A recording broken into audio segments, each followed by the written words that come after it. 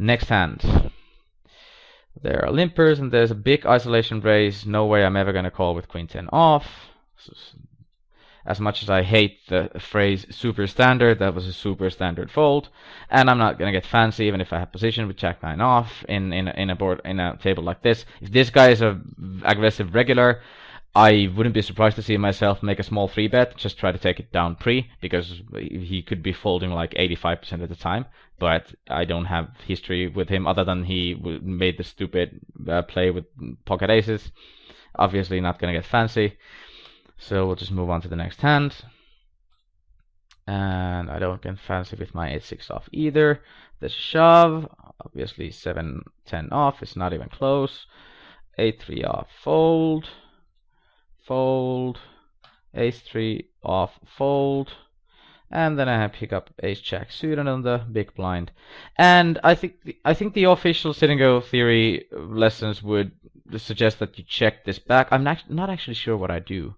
Yeah, I do isolate. I almost always isolate here, simply because this guy is open limping. This was the only guy that I had tagged as a fish already from this table. Or, well, there was 3 in total in this tournament. So, but when I see a green tag, green means fish, red means good regular, and so on and so on, I do isolate with hands as strong as ace-jack suited. I see no point in checking back because it doesn't actually matter. He's gonna call with so many dominated hands like rag aces and hands like jack 10, queen jack, king jack that he open limps and doesn't raise pre. I really see no reason to check this back. Yes, it's a conservative way to play, and if you want to play it safe and you're not very comfortable with your post flop skills, go ahead and check it back and just take it straight forward from the flop. But I definitely almost always raise this, and I don't oh, so I get a fold. I don't actually expect this to happen very often, which is totally fine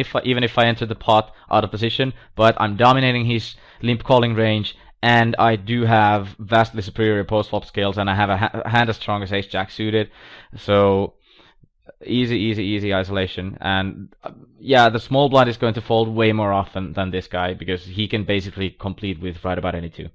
But that's it for the hand, and for the next hand we have the blinds increased, and this is actually not even very close. King queen suited is fairly easy a call when somebody open shoves 4 big blinds at the small blind.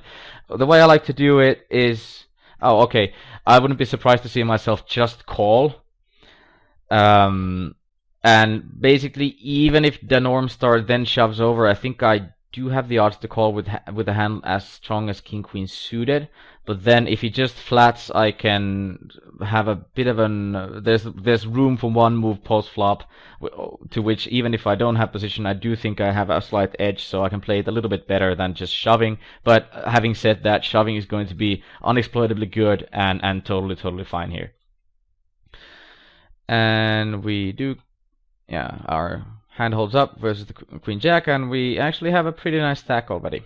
We have 2.3, yeah, 23 big blinds, so there's loads of room to maneuver. And now here's another hero who decides to min raise over a limp, instantly tagging him as a fish too. It's our Bobby Fat from the previous hand.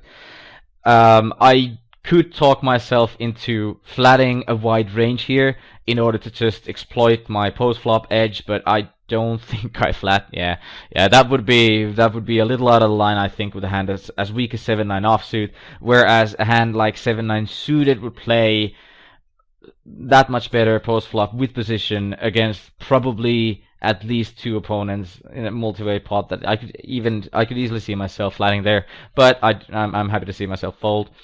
And in order to save time, we're just going to skip to the next hand. This is going to be a bit of a long tournament, so I can't go over all the hands, unfortunately. Min raise under the gun, obviously 8-3 off goes into the muck.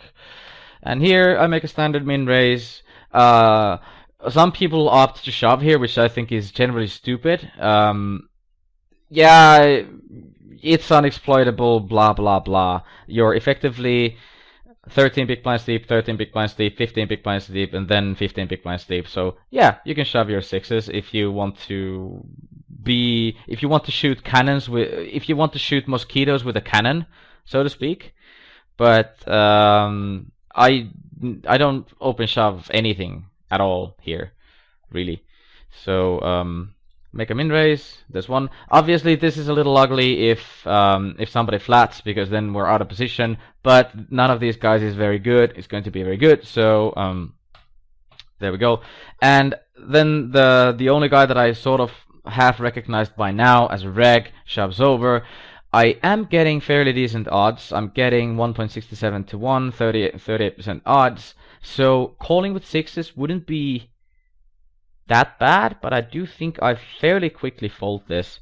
Yeah, I need to know that he's squeeze shoving over with any pair and then a whole lot of aces in order for that to ever be good. And I think on a table like this, on a game like this, when I'm playing against 17 randoms, in my point of view, I can easily assume that I'm getting into much better spots later on.